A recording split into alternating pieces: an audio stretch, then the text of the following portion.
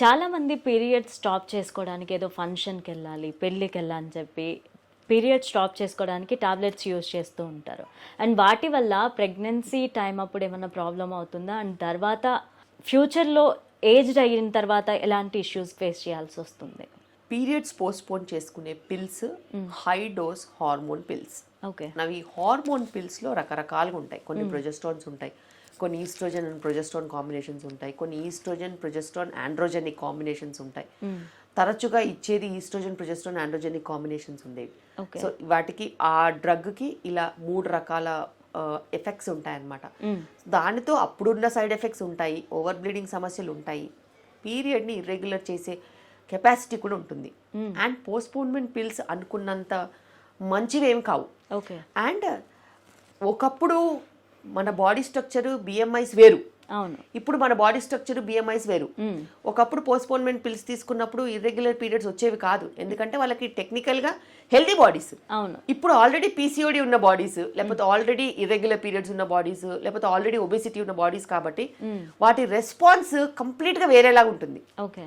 మళ్ళీ irregular periods అయిపోవడము, మంత్లో 4 times పీరియడ్ అవ్వడము, లేకపోతే 2-3 monthsకి ఒకసారి అవ్వడము, పీసీఓడి మేనిఫెస్ట్ అయిపోవడము, ఎగ్ ఫార్మేషన్ స్టాప్ అయిపోవడము, అసలు పీరియడ్స్ రాకపోవడము. సో ఇట్లా ఎన్నో రకాల సమస్యలు మేము చూస్తున్నాం కాబట్టి నేను ఎప్పుడు ఆ టాబ్లెట్స్ రికమెండ్ చేయను. ఓకే.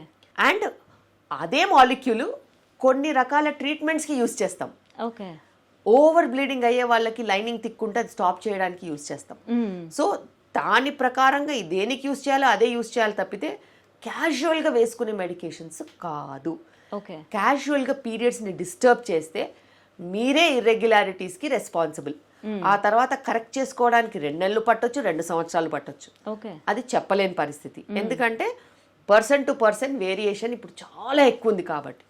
సో మీరు చిన్న చిన్న రీజన్స్కి అలా టాబ్లెట్స్ వేసుకొని లైఫ్ నాశనం చేసుకోకపోతే బెటర్. మ్యామ్, ఇప్పుడు చాలామంది గర్భం దాల్చడానికి చాలా ఇష్యూస్ ఫేస్ చేస్తున్నారు. అండ్ రీప్రొడక్షన్లో కూడా చాలామంది మహిళలకి సపోర్ట్ ఉండట్లేదు, అంటే సరిగా హెల్త్ సపోర్ట్ ఉండట్లేదు. అండ్ వాళ్ళు ఎలాంటి జాగ్రత్తలు తీసుకోవాలంటారు? అసలు ఎందుకు ఇలాంటి ప్రాబ్లమ్స్ ఫేస్ చేస్తున్నారు? గర్భాధారణలో హార్మోన్స్ కరెక్ట్గా ఉండాల్సిన అవసరం ఉంది, అది ఆడవాళ్ళలో. ఓకే. అలాగే మగవాళ్ళల్లో కూడా కణాల క్వాలిటీ మంచిగా ఉండాల్సిన అవసరం ఉంది. ఎంత ఎగ్ క్వాలిటీ మీద, అండం క్వాలిటీ మీద మనం కాన్సన్ట్రేట్ పెడతామో అంతే కణాల క్వాలిటీ మీద కూడా మనం పెట్టాల్సిన అవసరం ఉంది. ఆడవాళ్ళకు వచ్చేసరికి hormone imbalances, obesity, PCOD, endometriosis, adenomyosis, ఇలా రకరకాల సమస్యలతో ప్రెగ్నెన్సీస్లో బ్రేకులు పడుతున్నాయి. అలాగే స్పర్మ్ క్వాలిటీలో కూడా కదలికలు తక్కువ ఉండడము, నార్మల్ ఫార్మ్స్ తక్కువ ఉండడము, కణాల సంఖ్య తగ్గిపోవడము, లేకపోతే దాని క్వాలిటీ తగ్గిపోవడము, అక్కడ హీట్ ఎక్కువగా అయిపోవడము, ఇలా రకరకాల సమస్యలు మగవాళ్ళలో కూడా ఉన్నాయి.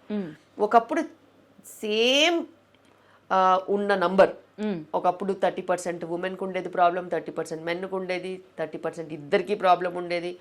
అలా ఉన్న సమస్య ఇప్పుడు మెన్నులో కూడా సమస్యలు చాలా పెరిగిపోతున్నాయి. ఇప్పుడు ఒక రవ్వ మెన్లో ప్రాబ్లమ్స్ ఎక్కువ అయిపోతున్నాయి అన్నమాట. సో ఆ ఎక్కువ అయిపోవడంతో ప్రెగ్నెన్సీ ప్రాబ్లమ్స్ అనేవి చాలా కామన్ అయిపోయాయి.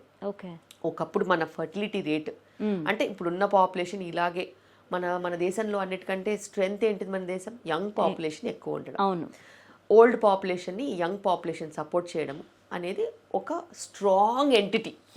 మనం ఒక గ్రోయింగ్ ఎకానమీ అవ్వడానికైనా, మన కంట్రీలో ఈ స్థిరత్వం రావడానికైనా, మనకి వేరే కంట్రీస్ కంటే అడ్వాంటేజ్ అవ్వడానికైనా ఇదే కారణం. సో అలాంటి మన పాపులేషన్ 2.1 అంటే సగటున ఒక హస్బెండ్ వైఫ్కి మ్యారేజ్ అయిన తర్వాత మళ్ళీ 2 పిల్లలు పుడితే 2:2 రేషియో. సో 2.1 ఉండాల్సిన నంబర్ ఇప్పుడు 1.9, 1.7 అలా పడిపోతుంది అనమాట. సో అలా పడిపోయినప్పుడు నిజంగానే పాపులేషన్ అనేది మళ్ళా థ్రెటన్ లెవెల్కి వస్తుంది. అందరూ ఓల్డ్ పీపుల్ ఎక్కువైపోయి మళ్ళీ యంగ్ పీపుల్ తగ్గిపోతారు. సో అది మన ప్రొడక్టివిటీ కానీ ఒక దేశానికి గ్రోత్ కానీ అస్సలు మంచిది కాదు. And young people have to understand that health is important, not money. హెల్తే ఇంపార్టెంట్. హెల్త్ బాగుంటే నీకు అదే టైంలో మంచి ప్రొడక్టివిటీ చేయగలుగుతావు. ఎందుకంటే నువ్వు ఆరోగ్యంగా ఉంటే నీ ఆలోచించే విధానం, నువ్వు పనితీరు గట్టిగా ఉంటుంది, ఈజీగా ఉంటుంది, అండ్ నీకు తెలివైన ఆలోచనలు వస్తాయి. నీ ఆరోగ్యం బాగాలేకపోతే అదే పని నువ్వు డబల్ షిఫ్ట్లో చేయాల్సిన అవసరం వస్తుంది. అవును.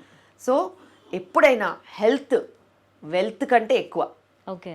సో హెల్త్ కాపాడుకుంటే అటు రిప్రొడక్షన్ బాగుంటుంది, అటు దేశానికి కూడా నిజంగా ఉపయోగపడే అవకాశం ఉంటుంది.